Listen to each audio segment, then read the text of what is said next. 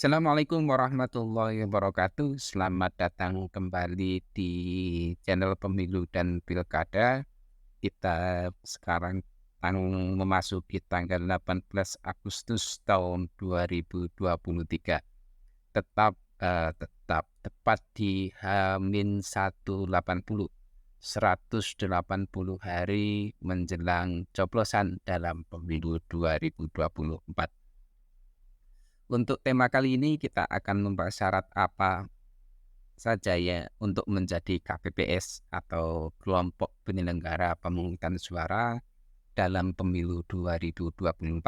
Kenapa ini penting? Karena menjadi KPPS bisa mendorong partisipasi secara signifikan dalam pemilu 2024. Tapi sebelum itu kenalkan dulu, nama saya adalah Kiki Bengkulu, yang artinya kita akan nikah nanti dan berharap berujung ke penghulu. Dengan kutipan hari ini, saya suka hari pemungutan suara. Saya suka melihat warga negara saya mengantri untuk membuat suara mereka didengar. Ini kutipan dari Beth Broderick. Ini seorang sutradara dari Amerika Serikat. Kemudian kita langsung menuju ke tema hari ini, yaitu mengenai syarat-syarat apa saja untuk menjadi KPPS. Seperti kemarin video sebelumnya adalah dasarnya adalah peraturan KPU nomor 8 tahun 2022 tentang pembentukan tata kerja Badan Ad Hoc Pemilu dan Pilkada. Kemudian ditindaklanjuti dengan keputusan KPU nomor 476 tahun 2002 tentang pedoman teknis pembentukan Badan Ad Hoc. Badan Ad Hoc untuk Pemilu dan Badan Ad Hoc untuk Pilkada. Selanjutnya berdasarkan pasal 40 peraturan KPU nomor 8 itu, pembentukan KPPS adalah mengutamakan dengan keterbukaan, memperhatikan kompetensi, kapasitas, integritas, dan kemandirian calon anggota KPPS. Selanjutnya syaratnya cukup mudah untuk sebagian besar, tapi nanti di beberapa daerah mungkin akan kesulitan. Tapi sebagian besar harusnya sudah bisa memenuhi syarat ini, yaitu warga negara Indonesia, berusia paling rendah 17 tahun, dan diutamakan paling tinggi 55 tahun.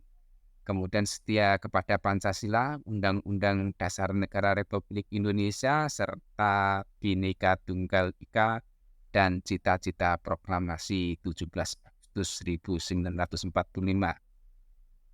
Selanjutnya berintegritas, pribadi yang kuat, jujur, dan adil, tidak menjadi anggota partai politik, kemudian atau paling singkat tidak lagi menjadi anggota partai politik bagi yang pernah menjadi anggota partai politik.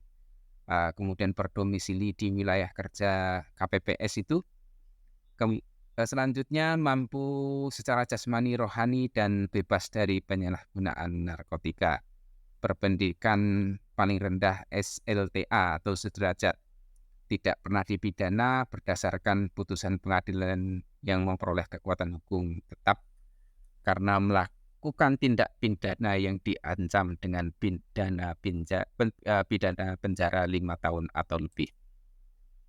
Selanjutnya beberapa dokumen yang harus dipenuhi ketika mendaftar sebagai KPPS adalah ada fotokopi KTP, fotokopi KTP elektronik, kemudian ada surat pernyataan setia pada Pancasila, ada surat pernyataan integritas pribadi yang kuat, kemudian ada surat pernyataan tidak menjadi anggota partai, surat keterangan dari parpol yang menyatakan bagi calon yang paling singkat 5 tahun tidak lagi menjadi anggota partai politik, ini berarti yang pernah menjadi anggota partai politik. Kemudian ada fotokopi KTP elektronik, ini sepertinya perlu diupdate lagi, ini nomor persyaratan nomor 2 dan nomor 6 nanti akan diupdate lagi.